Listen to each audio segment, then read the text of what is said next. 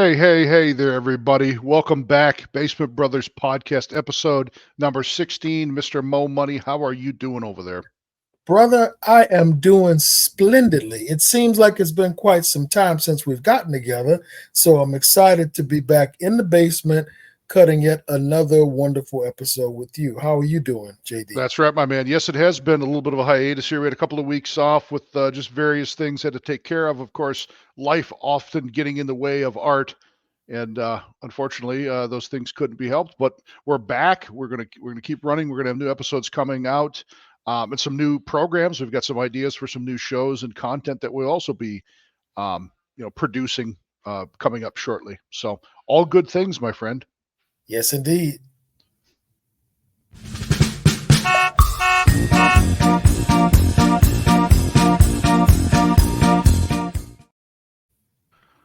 First topic in the old hot topics section today is a topic near and dear to my heart, and that's Kensington Avenue, Philadelphia.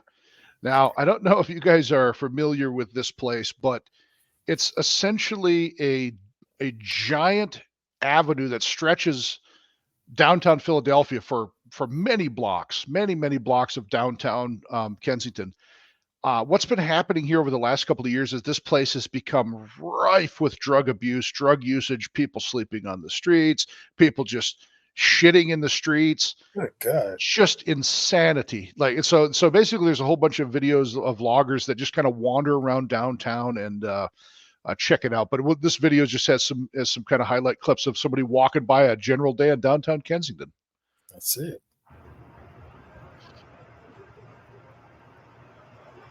Got some nice people. And what you'll see as you walk is a lot of these people that are doing this bend over thing, like looking, I don't know if that's whatever drugs they're on, it makes them like bend. I don't know if it's fentanyl or whatever it is, but they'll literally be bent in half, like kind of stooped into like an animated, like Good. just like an animated suspension.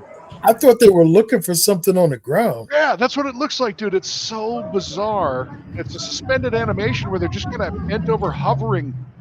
I don't know, man. But it's like if you just look at this city, you just sit here and think, what's happened here? This is insane. It kind of reminds me of Skid Row in LA. Yeah, it's very much become the new kind of the new Skid Row of Philadelphia. It's like almost this is like a hot spot of this activity right now to this point where it's so normal now for just thousands of people to be literally using and shooting up drugs on the street at all times of the day and night. And you see people down here that don't really even look human anymore. Like it looks like their faces have melted off. Oh wow. Like, look at this, just sleeping on the street, just spasming on the street. It's like an MMA fighter or something been knocked out. Oh, Now this can't be good for businesses in the downtown area because like literally this is a lot of them look closed down, so that's another thing. But like yeah, I mean, unfortunately, because of this, right? If you see all the businesses like you're talking about, there's like garage doors, steel garage doors, and brick, block, wood paneling on almost everything down here. Like, yeah, to your point, like the commercial district has to be in ruin because who the hell is going to lease a space down here and try to run a business? You'll see guys come out once in a while try to sweep the street and whatever, but I'm thinking it's got to have just about completely destroyed the downtown economy here. oh my God. Like I've seen situations because I'm from a big city as well, and I've seen situations in the downtown area where you do have homeless people, you have people suffering through mental illness and Mm-hmm. drug abuse and things of that such. But like some of these folks, they're just literally laying on the sidewalk. Like usually there's some sort of tin or cardboard or something, some sort of barrier between them and the ground. And these folks are like they're just laying on the ground, just flat out. Like they literally have not even cardboard. Like they have nothing. Yeah, they're literally just living on the ground, shooting heroin, shooting whatever drugs they're doing. And some of the people are just so, like I mean, just suspend, like I said, suspended animation, just basically kind of like sleeping in an upright position. And Just bizarre. have they identified which drug they're primarily on, or I'm just gonna guess it's probably got to be like some of the new drugs like fentanyl and bath salts and whatever the current designer trend drug of the day is, because it's hard to narrow down what any. I mean, it could be heroin. Who knows? But it's just it's so much that I think it's a little bit of everything. It's whatever these people can get their hands on. I think it doesn't matter what it is. They'll huff a gas, but they'll huff a tailpipe if it's going to help them. this is sad. And as I'm looking around, it's not just older folks; it's some younger folks too. So there's a wide, uh, you know, range of ages that's out here in this area. And I'm Yep. wondering, like, what's going on? What's causing this? Is it like economic downturn? Are there no jobs in this area, or You is it know, drug use and drug abuse? society has gotten so bizarre to me in terms of like we used to see like just like you're saying like where people didn't have the ability to work or impoverished areas you had crime and you had drug use. It's amazing how many people I've saw a lot of interviews from these people here that have like left like well-to-do families like in Connecticut or something, traveled here to live on the streets and be a junkie. I think most of this is just the predomination of mental health and people turning because there's so many drug options, illegal drug options for people to use that they're now just turning to illegal drugs to basically subsist until they die. That's their decision. Like they've decided they're going to use drugs. They won't treat their mental health. Kind of like that episode we did, the lady who was going to kill herself, who had nothing wrong with her at all. But I think to me that's what seems to be more the issue. Like the mental health thing is ramped up so much with these people that their only option is to basically do drugs and live on the street in their mind. You know what I'm wondering too? I'm thinking about another episode that we did recently where the gentleman was talking about just doing less, like doing less, just kind of enjoying the ride of life and being Yeah. more minimal in the things that we do with our time and even with our resources. And I'm looking at this from a different perspective and saying to myself, maybe this is the result of people just giving up and saying, you know what? And there's a portion of today's show where we're going to be talking about rent and the unaffordability of rent in certain major cities. And Yeah. maybe this is just people kind of tossing in the towel saying, you know what, I can't compete.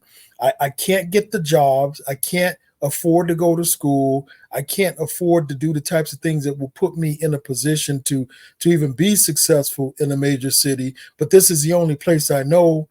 This is where my family is. This is where my background is. I have nowhere else to go. So I can't afford to compete. So I'm going to stop competing, but I'm going to stick around. So that means I'm going to be basically on the street. Yeah. And I'm going to self-medicate to kind of just cope with the fact that this is what my life is. And there's not much of a chance that it's going to change. Maybe some of these people have just given up. Yeah, I completely agree. I think there's a huge proponent of that where it's like, mentally they've checked out to the point and to them there's no way to turn it around. So it's like I'm just going to use drugs until I'm out, till there's nothing left of me. And This is sad. yeah, it's really bad. And that place is like a hotbed. If you go out on YouTube or other sites, there's hundreds of hours of videos of people wandering around down here just recording, and it's just mile after mile of just decay and chaos. It's terrible. I saw a video recently and I almost selected it as a portion of one of our shows. And it's about certain cities where people literally live in like tunnel systems. Like I Yeah, believe in Vegas I know has some Vegas. underground. Yeah. There was one in like Vegas, and it's a whole society of people Yep. that live literally underneath the city. And it's crazy. Yeah, it's almost looks like a cave system. I've seen some videos on that too, and it's Mhm. crazy.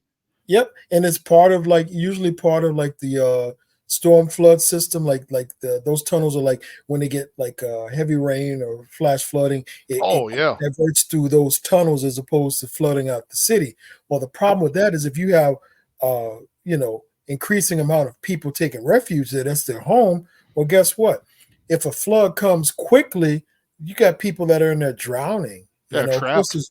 yeah, you got drug use and stuff like that. But like literally, it's dangerous for people to be down there. But like, where do people go when they're on these fringes of society? They can't afford, the American dream. Like what, this is the result of it. We Well, have like I said, like I always say, man, sometimes you got to flush the toilet. Yeah, Jesus Christ.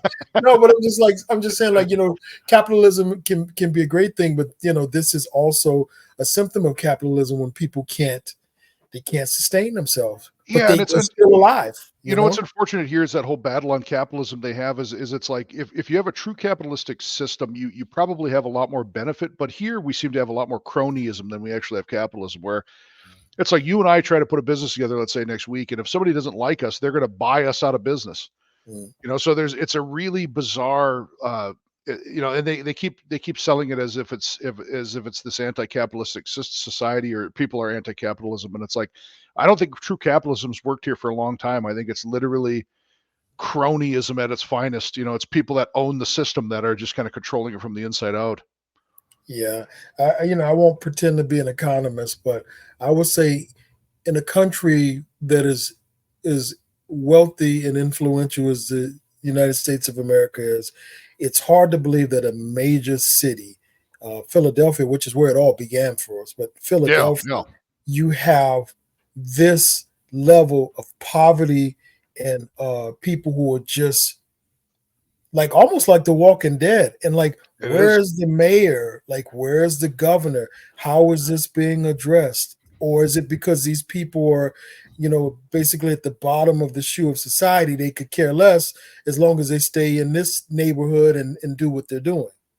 There's a lot of bureaucracy, and it's like I know this is happening in some other areas. Like you look at like San Francisco and some of these other places, you can see similar trends as kind of what's happening here. It seems to really be heavily influenced by whoever's running that area politically and the bureaucracy surrounding that whole thing. There's just nobody out there really trying to clean it up, it seems, and that's like you said, we're one of the richest countries on the planet. I don't know what our status is anymore.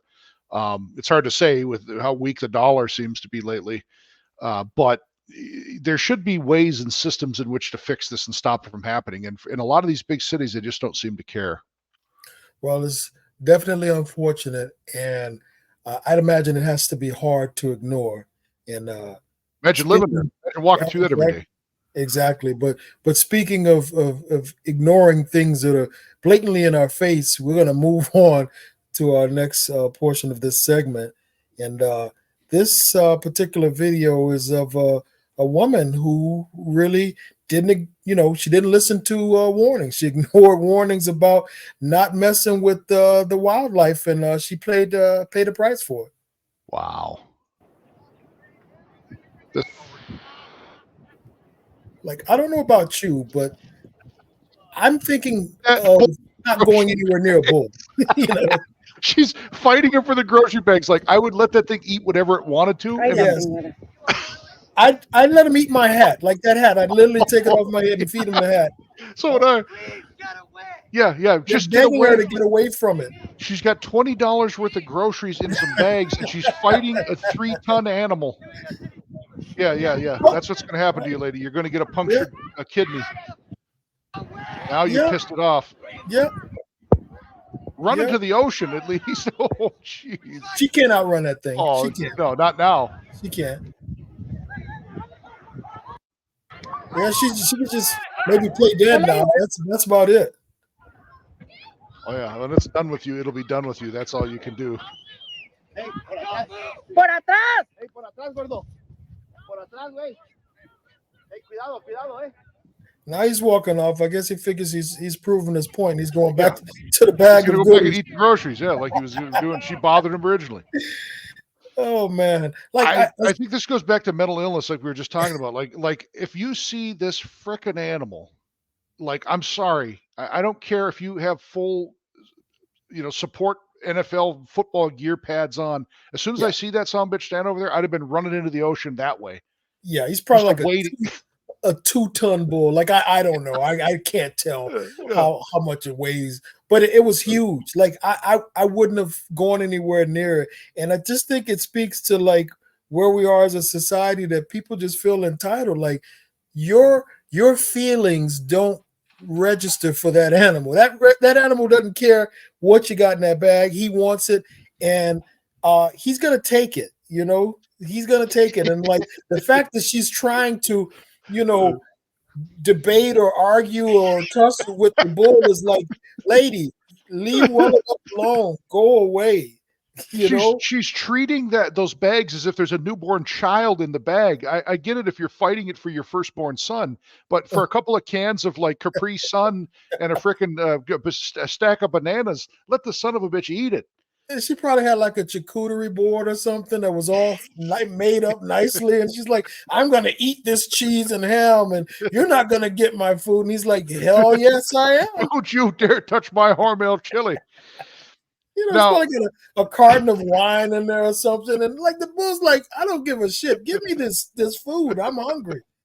Now, what we should have done with this lady, and what they should have done when they got there, who, you know, if we checked her out, they should have checked to see what kind of balls this lady has, because in this day and age, it's hard to tell. She's got to have grapefruits hanging down there to be just laissez-faire, like, don't you get in my bag here. Don't, you know, just no problem. She's tugging it away from him like nothing.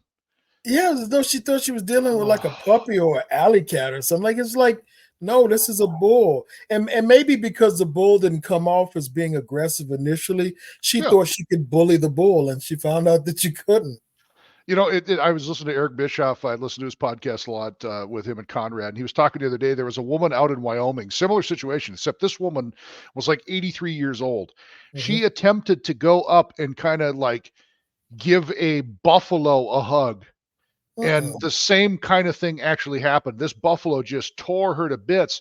The lady survived somehow. 83 years old, she was in the hospital. But you know, Eric Bischoff was talking about it. He's like, that's one of the dumbest things he's ever seen. Yeah, I don't know what people are thinking these days, but I run into these videos all the time. I figured this was one that, you know, may interest folks. But let's just do what we shouldn't have to do, ladies and gentlemen, boys and girls. If you run into a animal that's as large as the vehicle that you pulled up in, probably a good rule of thumb not to go near it and to let it have whatever the hell it wants. That's all. Wear your stupid sign.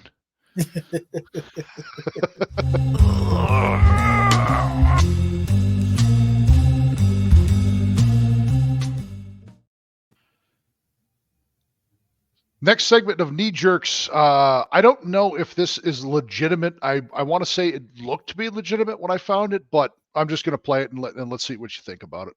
All right. Silence is the loudest moment in war.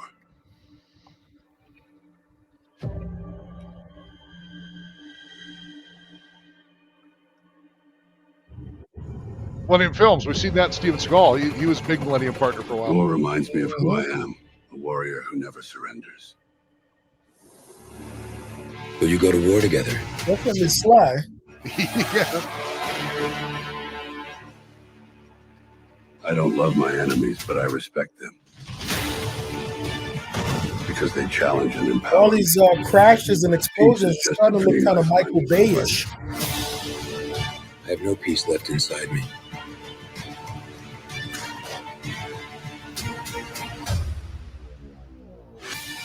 You will die. Time to show them what a real warrior is. Isn't that the guy off from the Punisher movies? Yeah, it is. This is not just a battle. It's a reckoning.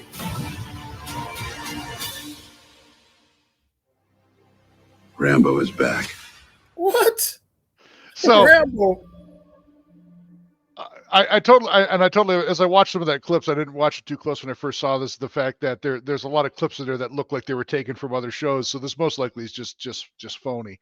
But this could be legit too. Now, I'm not saying this specifically, this clip is legit, but the fact that a Rambo 6 is coming could be legit, because these guys, as they're approaching like 80 years old now, seem to be making more and more of these throwback films. And, you know, whether it's Stallone or Schwarzenegger, it just seems like they keep going back to these series that they should have put to sleep 20 years ago.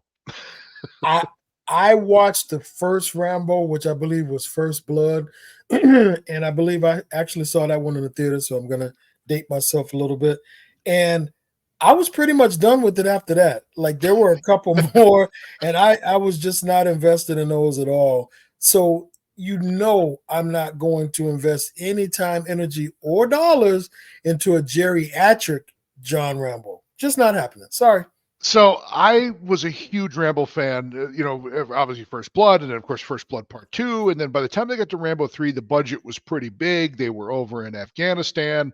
Obviously the epitome of cheesy Cannon Films action type movies from the 80s, the late 80s, early 90s. Then they started to take the old turn for the worse, where they just keep beating the Rambo name up until they got to the film that I saw most recently, which is Rambo 5 Last. I think it was called Dude, it was called Rambo 5 Last Blood. And he literally fights like an entire cartel out on, and so some of these scenes are actually taken from that movie. That's why I can see this is actually fake.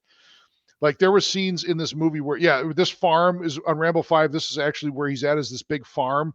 And the cartel comes here. He gets his daughter gets kidnapped and taken to Mexico and sold into like enslavement. And then basically he goes there, gets her, but she ends up dying on the way. And then the whole cartel comes to this big farm and he wires up like the whole ground with explosive pits and underground tunnels with booby traps. And it was one of the cheesiest movies I've ever seen in my entire life. You've got a 73-year-old Sylvester Stallone running around under tunnels under this farm, literally blowing up everything you could blow up. It's just, they've destroyed it.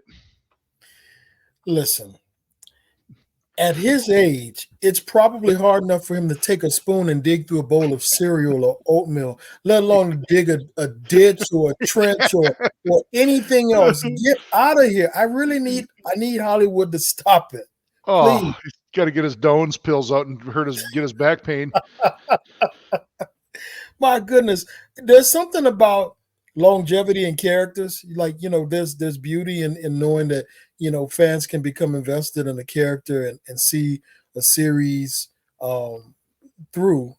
But it gets to a point where it runs out of steam, and it's best that you probably take it out back and put it down, because like now you're making something that doesn't even really resemble, like he was like a war vet or something. And I think some guys were giving him a hard time, and he came into town, and then they were chasing him. So he went into like the woods or something. And like now it's the cartel, and it looks like a Michael Bay film, like with the explosion. I thought it was Transformers for a minute when those truck collided with something. Dude, it is Transformers, because how many pieces of his body are metal now? Like literally, he's probably RoboCop inside at this point. Oh my God! Well, God bless Sylvester Stallone. He's aged not so gracefully in the industry, but I guess if you can still go and the studios have the budget and they want to spring the money for it, why not? God bless them. Yeah, I'm happy to see these guys still doing stuff, because I mean they're still my all-time favorites. I mean they're 80 years old. Most of them are pushing 80. So I love to see it, but it's like, I mean, just make an original movie, make something new. It'd probably be fine. Well, you know what? At the end of the day, what do we know? Maybe there's a market out there that we're just not aware of. Some people just don't like getting old, and as our next clip will tell us. Yeah. Let's talk about aging. I feel like I'm getting older, but I am noticing myself starting to do older things. Okay, like I'm noticing like the questions that I ask nowadays are like old people questions. Old people questions. Like, what time is breakfast?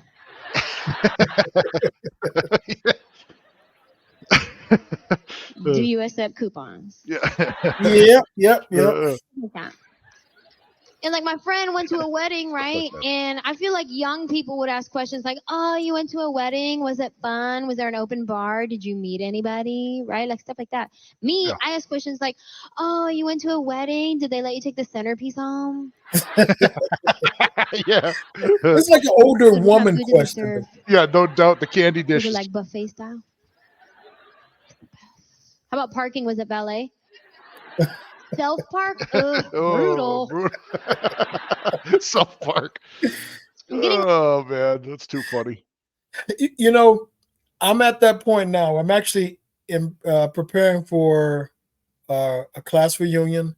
and also a band reunion.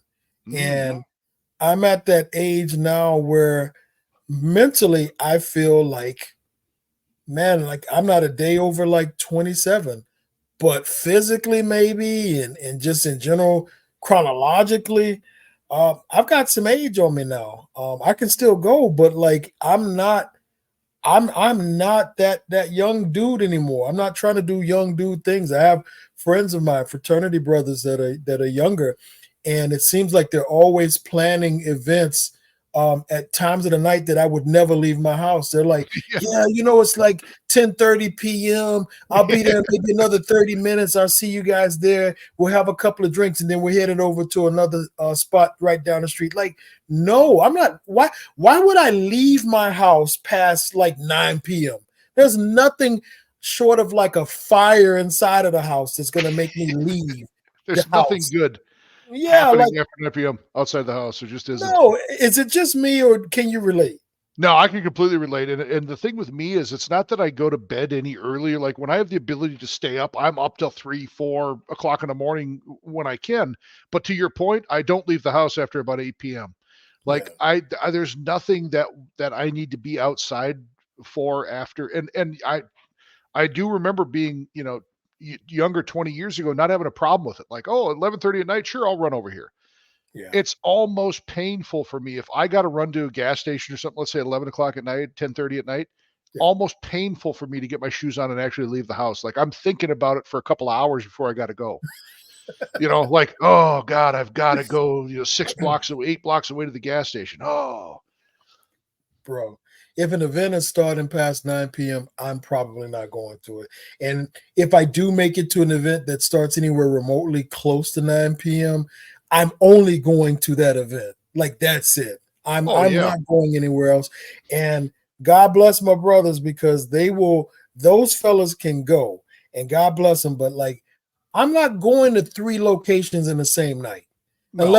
Unless 2 of those locations is at home. Like one is to the bathroom and one is the couch, one is the bed.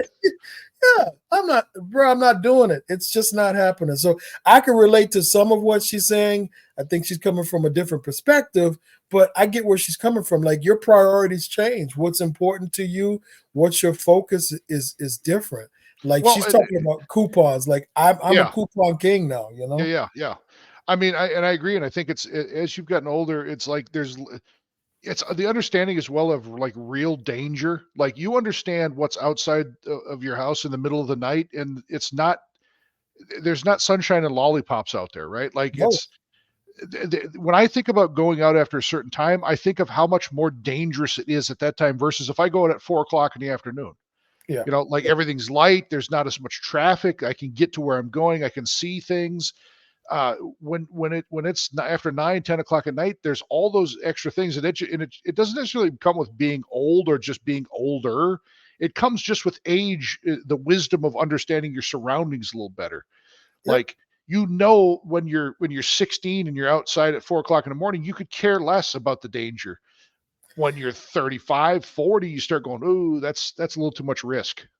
There's something about getting older that makes us much more fearful. Everything has it becomes a little bit more sinister, especially at night. So like, I go outside to, I don't want to go outside to get something from my car at night, because I'm worried a crackhead or a deranged raccoon is going to attack me, and it's like literally only like 20 feet from the door to the car, and I'm like, I'm not going to chance it. It's just not going to happen. Oh, you get a cat or even a rabid neighborhood dog or something. I mean, that's just it. You can't. Your visibility is a lot less. Your surroundings, you have less control of your surroundings because you can't see into the shadows. Yep. So there's just more awareness of that you don't have as a youngster. It's like, throw caution to the wind, and then when you get a little older, you're like, well, yeah, but that's dangerous, and it's like then it becomes like a scale of how dangerous something is. Like, I only do things that have less danger. If there's a huge gain from it, I may take more of a risk. But just going out after dark, what's to gain from that? Nothing. Yeah. Well, there's really no benefit. Well, I take comfort in the fact that my wife is even scarier than me these days. She literally leaves like televisions on all around the house. Like I'm going from floor to floor, shutting off televisions. Like, and I find her passed out in the room. The television's on and a light's on, and I'm like, why is the television still on? Like you knew you were going to sleep when you got in the bed. Why is the television on? Oh, it's just a little nightlight. I'm like, this is the most expensive nightlight in the history of nightlights. You're running up the electricity bill. Or they burn out, right? And then you got to replace the TV instead of a $2 nightlight. I have the same problem. Same problem. They'll leave TV, they leave TVs on 24/7 every room, and I'm thinking, put a $2 nightlight in, but they don't. They leave the TV on. They're just like, it'll go to sleep. No, it'll go to the Roku screen where it just runs that clip of the Roku fake virtual city for the little city, and then like the submarine thing, like that's what's running in my bedroom because there's a Roku in there. You just hit the nail on the head. Like, so she's worse than me, bro. She's worse than me. Yep. She's worse than me. I hear you, dude. I've been there. Wow. Let's move it on, brother.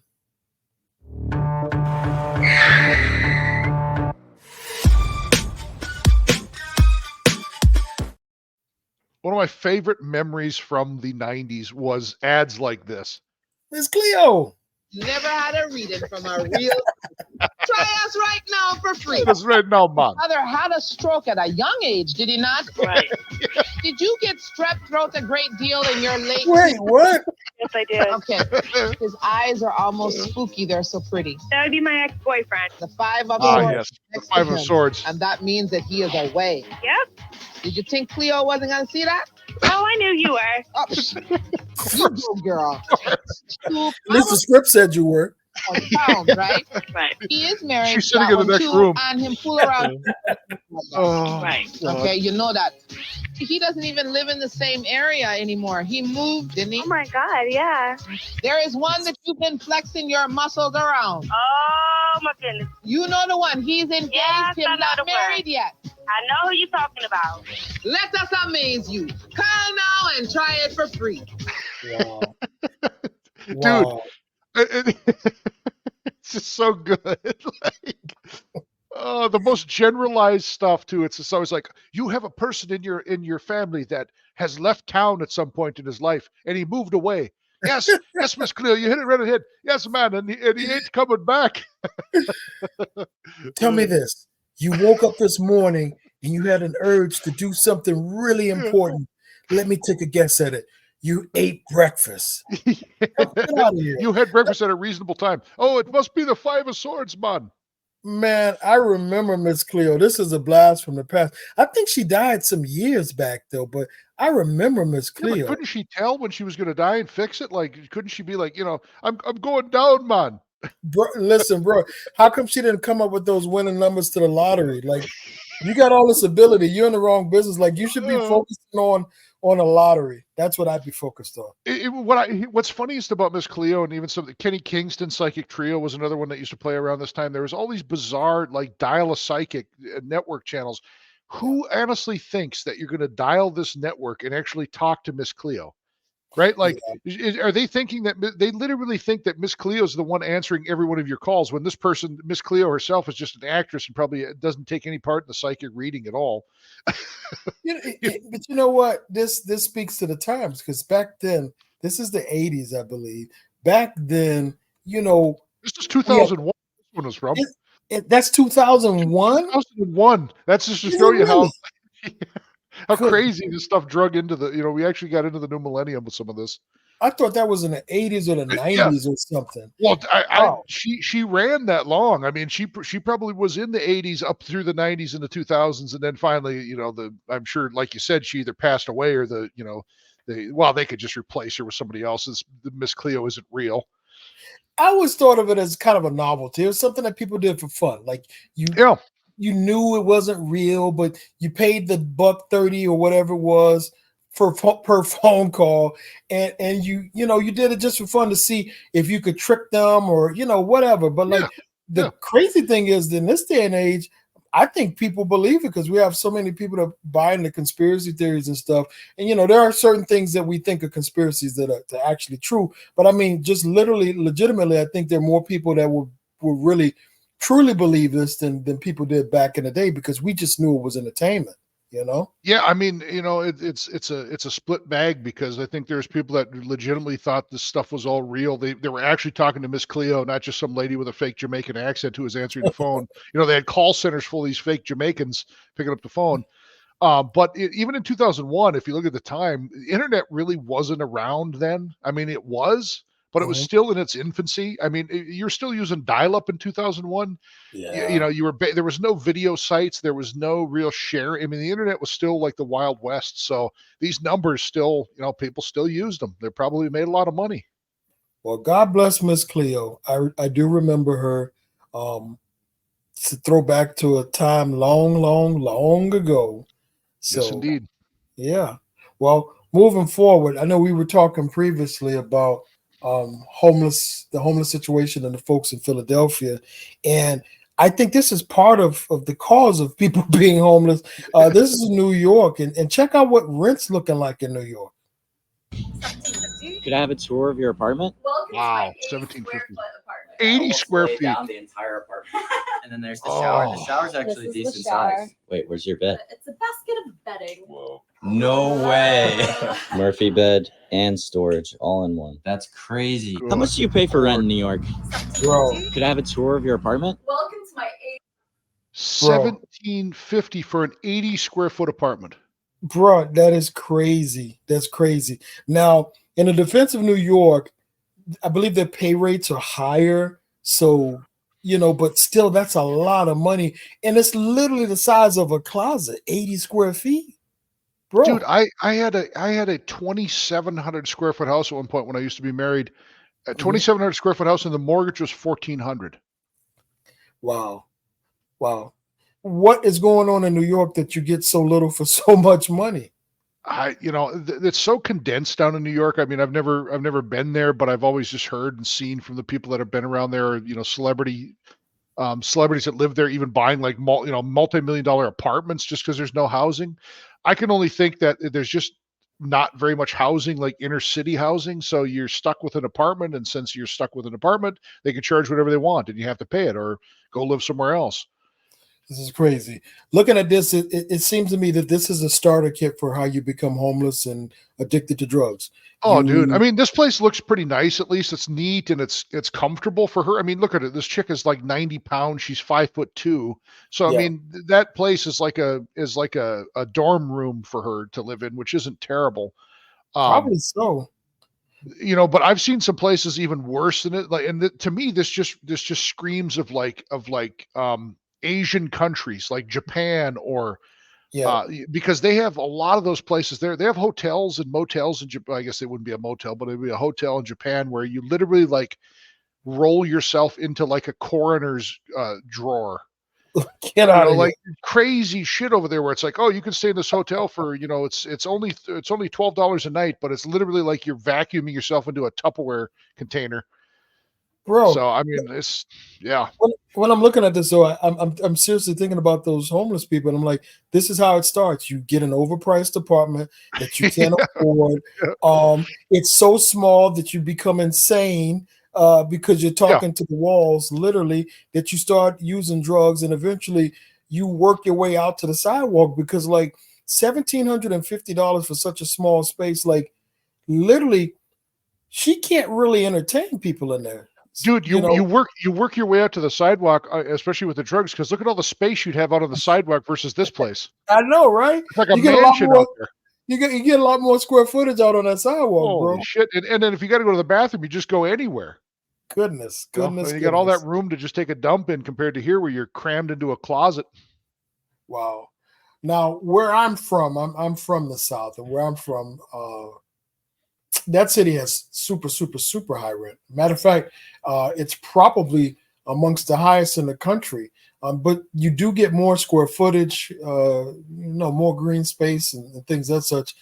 But it's like, where do we go from here? Like, if rent's going to continue going up, like, where do we go? Like, if pay rates don't keep up with the rent, what are people supposed to do other than live in tent cities? Yeah, totally, dude. And this is totally reminiscent to me of like utopian, dystopian civilizations, like future movies like 1984 or things like Clockwork Orange, where everybody's just crammed into these mega buildings where you have like, 80 to 100 square foot of living space, and everything's just kind of calculated for you based on that. It just reminiscent of that already. But these people are doing it on their own, accord. Well, you know what? If things get tougher, I'm going to have to start renting out this basement. So That's right, don't man. be surprised if you see me shoot a couple episodes and, I have like 3 families, 2 medical students, and, and some folks coming for an Airbnb or something like that. I'll have to do what I have to do. Dude, I got a couple of closets that are about as big as this place. I could Airbnb both of those and have, a couple, $3-4 grand a month coming in just on my closet space. Bro, don't sleep on this basement. I mean, it's got a living room. It's got like a kitchenette, a bathroom. It's got a bedroom and a laundry room. This is actually pretty palatial in comparison. That's $6K right there. $6K a month you got on that. Bro, we got to change it around. We got to change the show's name from the Basement Brothers to the Basement what we call it, collaborative. It's going to be more people. The Basement Commonwealth. Yeah, pretty much. Wow. Well, this has been good to be back in the saddle, brother. I miss being on, and looking forward to some of the material and content that we're going to be bringing to these good people in the future. Yes, indeed. More to come. We will have more posts, and we're going to be getting into some more marketing and things for the channel as we go through the summer here. So stay tuned. And as always, until next time, JD here and Mo Money. Last words. Keep it classy. Indeed.